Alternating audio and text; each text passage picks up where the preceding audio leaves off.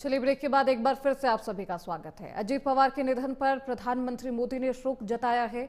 अजीत पवार जमीन से जुड़े नेता थे। प्रधानमंत्री मोदी का ये पोस्ट। अजीत पवार के निधन से गहरा सदमा लगा है। जनता के नेता थे अजीत पवार। पीएम मोदी ने ये पोस्ट किया है। तस्वीरें आपको दिखा रहे हैं। अजीत पवार के निधन के बाद प्रधानमंत्री नरेंद्र मोदी ने ये पोस्ट किया है। पीएम मोदी का ये पोस्ट आपकी टीवी स्क्रीन पर। प्रधानमंत्री मोदी ने अजीत पवार को श्रद्धांजलि अर्पित की है। तो तमाम राजनेताओं का बयान भी लगातार सामने आ रहा।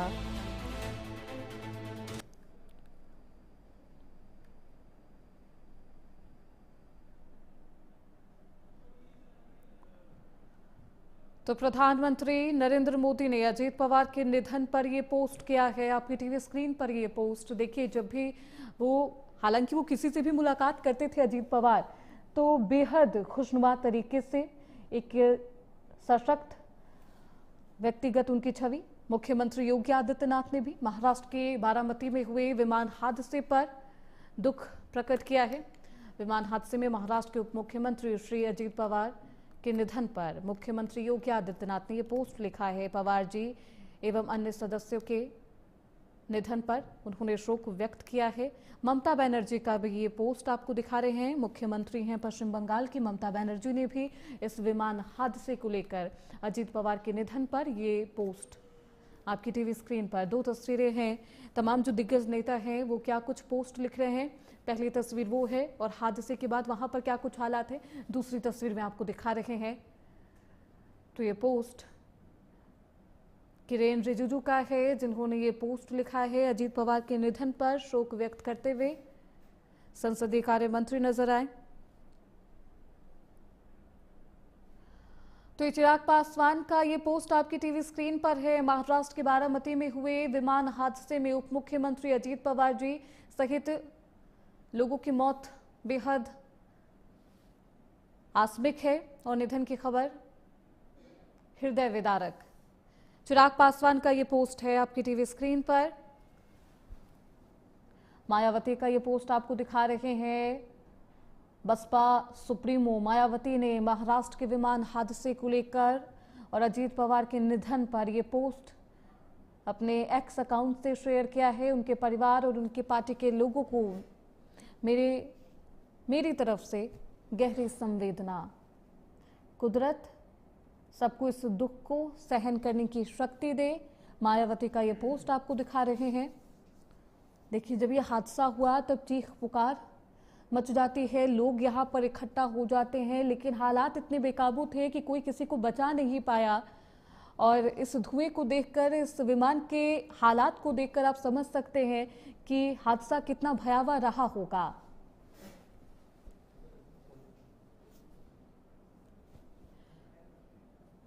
तो लाइव तस्वीरें आपको दिखा रहे हैं बारामती से, जहां पर यह हादसा हुआ है। दो तस्वीरें आपकी टीवी स्क्रीन पर है। पहली तस्वीर जिसमें अभी भी लोग इकट्ठा हैं, क्योंकि ये बारामती वो अभेद किला रहा जिसकी जनता ने हमेशा से ही अजीत पवार को चाहा है, उन्हें जिताया है, सदन तक पहुंचाया है, अपना जनप्रतिनिधि बनाया है। ऐसे में इस शोक की लहर को आप देख सकते हैं। यहाँ पर तमाम लोग इकट्ठा है। बारामती की वो जनता जो काफी पसंद करती थी अजीत पवार को, उनके निधन के बाद शोक में डूबी हुई नजर आ रही है।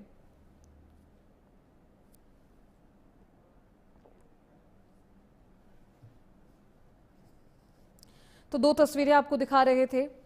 वहां पर सुरक्षा एजेंसियां भी मौजूद है। आला अधिकारी वहां पर पहुंच चुके हैं। लोगों से बातचीत भी की जा रही है। इतना ही नहीं, वहां पर आखिरकार यह हादसा कैसे हुआ, और अभी जो क्योंकि सुरक्षा एजेंसियां यहां पर पहुंची है तो ब्लैक बॉक्स की भी तलाशी की जा रही है। ब्लैक बॉक्स मिलेगा तो वो तमाम जो चीजें हैं वो भी सामने आएगी। कौन थे अजीत पवार? हालांकि पहचान के मोहताज नहीं है। महाराष्ट्र सरकार में उप मुख्यमंत्री रहे, वित्त मंत्री रहे अजीत पवार। अजीत महाराष्ट्र की राजनीति के बेहद प्रभावशाली राजनेता में से एक, आत्मविश्वासी सशक्त नेता। उनका जन्म 22 जुलाई 1959 को अहमदनगर में हुआ था। 1980 के दशक में वो एंटर करते हैं राजनीति में। और देखिए क्या कुछ हुआ, एक एआई जनरेटेड तस्वीर से आपको समझा रहे हैं कि आखिरकार ये हादसा कैसे हुआ, कब हुआ। ये टेक ऑफ करता है मुंबई से ये प्लेन और बारामती में, हालांकि ये कहा जा रहा है कि 4 किलोमीटर बारामती एयरपोर्ट की दूरी थी, लेकिन 4 किलोमीटर पहले ही इस विमान की क्रैश लैंडिंग हो जाती है। अब तकनीकी खराबी की वजह से हुई या फिर मौसम की खराबी की वजह से, ये तमाम ऐसे पहलू हैं जिस पर लगातार जांच की जा रही है। क्या एयर ट्रैफिक कंट्रोल से बातचीत हुई थी, क्या एविएशन विभाग से बातचीत की गई थी, क्या इसके पहले से ही जानकारी थी पायलट्स को कि मौसम खराब है, ऐसे में अभी टेक ऑफ करना या मुंबई के से बारामती के लिए रवाना होना खतरा है। हालांकि तमाम पहलुओं की जांच हो रही है, ब्लैक बॉक्स की तलाश की जा रही है, लेकिन एआई जनरेटेड वीडियो आपको दिखा रहे हैं। मुंबई से टेक ऑफ और बारामती, जहां पर 8:45 पर ये विमान हादसा हुआ है। यही वो हादसे की जगह है जहां पर आप क्रॉस देख रहे हैं, रेड क्रॉस आप जहां पर देख रहे हैं, ये हादसे की जगह है। खेत है यहां पर, हालांकि खेत बेहद समतल नहीं होता है, इसकी वजह से भी स्मूथ लैंडिंग नहीं हो पाई। अब सवाल कई है कि आखिरकार यहां पर लैंडिंग कराने की आवश्यकता क्यों हुई, और सबसे अहम सवाल, क्या इसके बारे में जानकारी थी, क्या किसी को इससे पहले सूचित किया गया था कि इमरजेंसी लैंडिंग होने वाली है बारामती के इस 4 किलोमीटर पहले।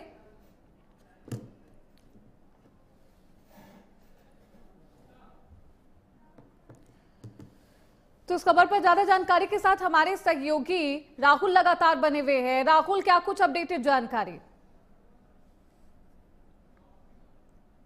मिल रही है? जिस तरह से बताया जा रहा है कि अजीत पवार की पार्थिव शरीर को लेके शायद मुंबई की तरफ चार्टर प्लेन से लेके आया जा रहा है और मुंबई लेके आया जाएगा, लेकिन यहाँ से उनकी फैमिली रवाना हुई थी बारामती के लिए, तो बारामती से मुंबई का रवाना। अभी जिस तरह से सूत्रों के वाला अभी पूरी तरह से कंफ्यूजन है। मेडिकल कॉलेज में उनके शव को रखा गया था, लेकिन अभी कुछ खबर अभी तुरंत आ रही थी कि मुंबई की तरफ रुख करेंगे, तो अभी पुष्टि होने के बाद पूरी अपनी दर्शकों को जानकारी देंगे। लेकिन ये बहुत दुखद खबर है श्रुति कि महाराष्ट्र की राजनीति का एक अध्याय बंद होता हुआ नजर आ रहा है। जो जनमानस था, जो जन कल्याण के लिए काम किया था। एक बेहद अहम सवाल ये है राहुल, देखिए हादसे की एआई जनरेटेड वीडियो भी अब लगातार अपने दर्शकों को दिखा रहे हैं, समझाने की कोशिश कर रहे हैं कि जब मुंबई से ये टेक ऑफ करता है, बारामती एयरपोर्ट से 4 किलोमीटर की दूरी होती है, लेकिन खेत का ही ये इलाका है जहां पर इसकी लैंडिंग करवाई जाती है। क्या स्मूथ लैंडिंग कराने की या इमरजेंसी लैंडिंग कराने की कोशिश की जा रही थी? क्या इससे पहले किसी को सूचना दी गई थी कि देखिए अभी जो दूरी है एयरपोर्ट से वो 4 किलोमीटर की है, लेकिन हालात ऐसे हैं, तकनीकी खराबी ऐसी है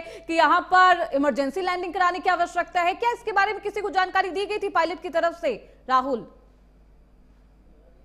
जी श्रुति, अभी जिस तरह से जानकारी मिली, कोई भी जानकारी नहीं थी। इमरजेंसी लैंडिंग पायलट के डिसीजन के ऊपर हुआ था, जो अभी तक जानकारी मिल रही है। हाँ। तो 4 किलोमीटर दूर था, बारामती का जो रनवे था उससे 4 किलोमीटर दूर था, और एक बैग खेत में पायलट का डिसीजन था, जो अभी अनुमान लगाया जा रहा है कि एक बैग लैंडिंग करने की कोशिश किया था, क्योंकि मौसम की खराबी के कारण तो नहीं हो सकता कि मौसम थोड़ा सा खुला हुआ था। जिस हिसाब से बताया जा रहा है, वहां के लोकल लोग बता रहे हैं मौसम थोड़ी सी खराबी है, लेकिन तकनीकी खराबी के कारण हो सकते हैं। ये जांच का विषय है और ब्लैक बॉक्स मिलने के बाद ही पूरी जानकारी मिलेगी। अधिकारी तौर पर पूरी जानकारी जब मिलेगी और अधिकारी तौर पर जो कोई अगर घोषणा करता है वक्त लगेगा, लेकिन ये बहुत बड़ी क्षति है जो 6 लोगों की जान जाती है। उसमें अपने डिप्टी सीएम महाराष्ट्र के जननायक जो थे वो चले जाते हैं और पूरी तरह से महाराष्ट्र की शोक सभा पूरी तरह से शोक में डूबी हुई पूरी महाराष्ट्र जन लोग पूरी रो रहे हैं। अब जब आम पब्लिक से ग्राउंड जीरो पे मैं बात कर रहा था, उनके आंखों में आंसू आ रहे थे। जो जिनसे कनेक्ट थे लोग, वो बता नहीं पा रहे थे माइक पे हमारे कि किस तरह से क्या घटना घटी। जी श्रुति, बिल्कुल, इस हादसे के बाद यहाँ पर शोक की लहर है। अब क्योंकि क्या उनकी बॉडी मिल चुकी है अजीत पवार की, ये जानकारी मिल पा रही है राहुल, या फिर नहीं? बॉडी तो निकाल दी, 6 लोगों की बॉडी निकाल के वहां चल रही थी धुधु करके, तो लोग जा नहीं पा रहे थे गांव वाले, लेकिन फायर ब्रिगेड और वहां की टीम पहुंचने के बाद जब पहुंची सुरक्षा व्यवस्था पूरी टीम, तो वहां से बॉडी निकाल के मेडिकल कॉलेज में ले जाके रखा गया बारामती मेडिकल कॉलेज के बाद बताया जा रहा है कि जो 6 के 6 लोग थे वो मृत्यु हो गए, ये तो घोषणा की गई, लेकिन अभी भी अधिकारिक तौर से पूरी नहीं बोला जा रहा है, लेकिन फिर भी बताया गया कि अजीत दादा अब नहीं रहे और वहां से शायद मुंबई की तरफ अब इस हादसे को किस तरीके से देखा जाए राहुल, ये मात्र से हादसे के तौर पर देखा जाए या लापरवाही मानी जाए, चूक मानी जाए एविएशन विभाग की तरफ से? राहुल श्रुति, बहुत बड़ा क्वेश्चन है, बहुत अच्छी क्वेश्चन है ये बात। जो वीवीआईपी चार्टर प्लेन और डिप्टी सीएम का प्लेन और मौसम की जानकारी मौसम विभाग से पता लग जाता है जब उड़ान भरी जाती है तब, और उसके बाद ये लापरवाही और टेक्निकल अगर खराबी होने के बाद भी पूरी जांच होती है, एक आदमी की जो चार्टर प्लेन हो तो उसकी जांच होती है, जब डिप्टी सीएम की अगर चार्टर प्लेन जा रहा है तो उसकी जांच हुई होगी। कुछ होने के बाद भी ये बहुत बड़ा क्वेश्चन मार्क है, आखिर कारण क्या है? मौसम का कारण है, टेक्निकल कारण है, या इसके पीछे और कोई कारण हो सकता है? वो बाद में जांच के बाद ही पता लगा, जब तक ब्लैक बॉक्स के मिलने के बाद उसमें जानकारी नहीं मिलती, ये कहने में अभी कोई भी जल्दबाजी हो सकती है। बिल्कुल, अभी कहना कुछ भी जल्दबाजी हो सकता है, लेकिन ये तमाम तस्वीरें आपको दिखा रहे हैं जब बारामती के खेत में हालांकि ये क्रैश लैंडिंग करवाई जाती है। क्या वजह रही क्रैश लैंडिंग की? क्योंकि एयरपोर्ट की जो दूरी थी वो बेहद कम थी, लेकिन उसके बावजूद भी जो उप मुख्यमंत्री अजीत पवार का ये प्राइवेट विमान क्यों नहीं पहुंच पाता एयरपोर्ट? क्या टेक ऑफ करने से पहले इसकी जांच नहीं की गई थी? क्या ये साजिश है या इसे मात्र हादसे के तौर पर देखा जाए, विभाग की लापरवाही मानी जाए? क्योंकि तमाम जानकारियां मिल रही हैं, तमाम दावे किए जा रहे हैं।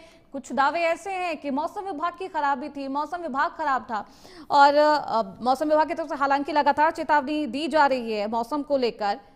मौसम खराब था, इस वजह से यह हादसा हुआ, लापरवाही मानी जाए?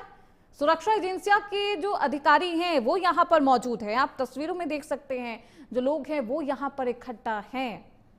प्रशासन के तमाम अधिकारी, कुछ लोग यहाँ पर रोते हुए बिलखते हुए आपको दिखाई दे रहे होंगे। सोचिए 1991 से बारामती की ये जनता अजीत पवार को, अजीत दादा को इतना पसंद करती थी।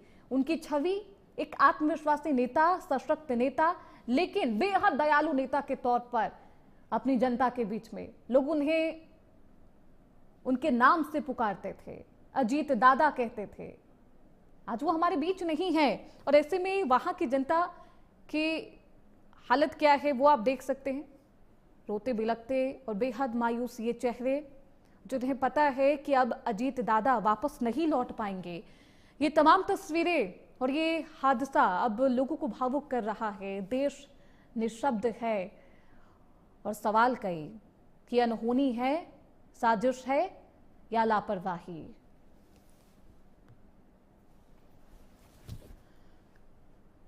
अजीत पवार का निधन हो चुका है, शरद पवार के भतीजे रहे। हालांकि अब सवाल ये भी है कि वीआईपी मूवमेंट के लिए क्या बारामती एयरपोर्ट तैयार नहीं था? सवाल ये भी है कि क्या टेक ऑफ करने से पहले विमान की जांच नहीं की गई थी? मेंटेनेंस में कहीं दिक्कत? क्योंकि विमान को लेकर भी तमाम डिटेल्स सामने आ रहे हैं। चार्टर विमानों की तकनीकी निगरानी की जिम्मेदारी किसकी है? इसकी जिम्मेदारी कौन लेगा? एक वीआईपी मूवमेंट है, सोचिए उस दौरान भी अगर ये हादसा हो जाए। इस हादसे में 5 लोगों की मौत हो गई है। उप मुख्यमंत्री अजीत पवार का भी निधन हो चुका है, और ऐसे में सवाल है कि आखिरकार कौन होगा इसका जिम्मेदार, किसे ठहराया जाए? शरद पवार के भतीजे हैं अजीत पवार। राजनीति उन्होंने यहीं से सीखी है। हालांकि राजनीति उन्हें विरासत में मिली तो, लेकिन उन्होंने अपनी पहचान, अपने लोगों के बीच अपनी छवि खुद ही मजबूत करते हुए हमेशा से नजर आए। और देखिए आज जब वो नहीं है, बारामती की जनता अपने बेहद लोकप्रिय विधायक को खो चुकी है इस हादसे में। क्या कुछ हालात है, आंखों में नमी है, लोग बेहद भावुक आपको तस्वीरें दिखा रहे हैं। लोगों को इंतजार है कि सुरक्षा एजेंसियां इस पूरे मामले की जांच करे, जांच रिपोर्ट सार्वजनिक करे। ये तमाम तस्वीरें आपको दिखा रहे हैं। अजीत पवार महाराष्ट्र की सत्ता में एक ऐसा नाम हमेशा रहे जिसने बीते 1 दशक में राज्य की राजनीति में एक नया बदलाव लाया था और एक नया आकार दिया था। राजनीतिक माहौल उन्हें विरासत में मिली क्योंकि शरद पवार उनके चाचा रहे, जो आप कह सकते हैं ABCD उन्होंने शरद पवार से ही सीखी है राजनीति की। आगे बढ़े लेकिन अपनी पहचान भी उन्होंने बेहद सशक्त बनाई, जमीनी नेता के तौर पर बनाई, खुद को बहुत निखारा और लोगों के बीच हमेशा ही प्रभावशाली नेता तो रहे लेकिन एक दयालु नेता के तौर पर भी उनकी छवि हमेशा से रही। राजनीति में आने से पहले वे लंबे समय तक सहकारिता आंदोलन से जुड़े रहे, जो महाराष्ट्र की राजनीति का बैकबोन जिसे कहा जाता है, माना जाता है। 1959 22 जुलाई वो वक्त जब अजीत पवार का जन्म हुआ था। अहमदनगर में उनका जन्म हुआ। वे राष्ट्रवादी कांग्रेस पार्टी यानी कि NCP के संस्थापक शरद पवार के भतीजे हैं। 1991 में अजीत पवार बारामती से पहली बार विधायक बने। 1980 के दशक में राजनीति में एंट्री होती है और उसके बाद से उन्होंने काफ़ी मेहनत की। सोचिए 10 साल के बाद एक ऐसी छवि बनाना जिसे लोग बेहद पसंद करें और 1991 में ही वो लोगों के बीच लोकप्रिय हो जाते हैं, लोग उन्हें पसंद करने लगते हैं। और 1991 के बाद 1991 के बाद कभी ऐसा वक्त नहीं आया, या आप ऐसा कह सकते हैं कि उन्होंने कभी पलट कर नहीं देखा। लोग हमेशा से ही उनको चाहते रहे, बेहद चहेते रहे अजीत दादा। और जब हादसे का शिकार हो चुका है उनका ये प्लेन, उनकी मौत की खबर है, लोगों की आंखें नम है, शोक की लहर आपको चारों तरफ दिखाई देंगी। हालांकि अभी जांच रिपोर्ट आने का इंतजार। देखिए बारामती जहां वो पहुंच रहे थे कार्यक्रम में हिस्सा लेने के लिए, वो पहुंचने वाले थे 9:30 वो समय बताया जा रहा था जब अजीत पवार वहां पहुंचते, लोगों को संबोधित करते और चुनाव के सिलसिले में ही लोगों से बातचीत करनी थी। सरकारी कामकाज से ही वो जा रहे थे, अपने कार्यकर्ताओं का हौसला बुलंद करने के लिए अपने ही क्षेत्र में वो पहुंचने वाले थे, लेकिन तभी ये हादसा हो गया है। लेकिन हादसा क्यों हुआ, इसके पीछे की वजह क्या रही, क्या मौसम या फिर तकनीकी खराबी या फिर क्रैश लैंडिंग, क्या माना जाए, किसकी लापरवाही, किसकी जिम्मेदारी ठहराई जाए, ये तमाम जो सवाल हैं इसके अभी तक कोई भी जवाब नहीं मिले। देखिए 8:45 पर यह हादसा हुआ है, लेकिन अभी तक हादसे की वजह क्या है इसके बारे में कहना बेहद मुश्किल है। ये तमाम तस्वीरें आपको दिखा रहे हैं,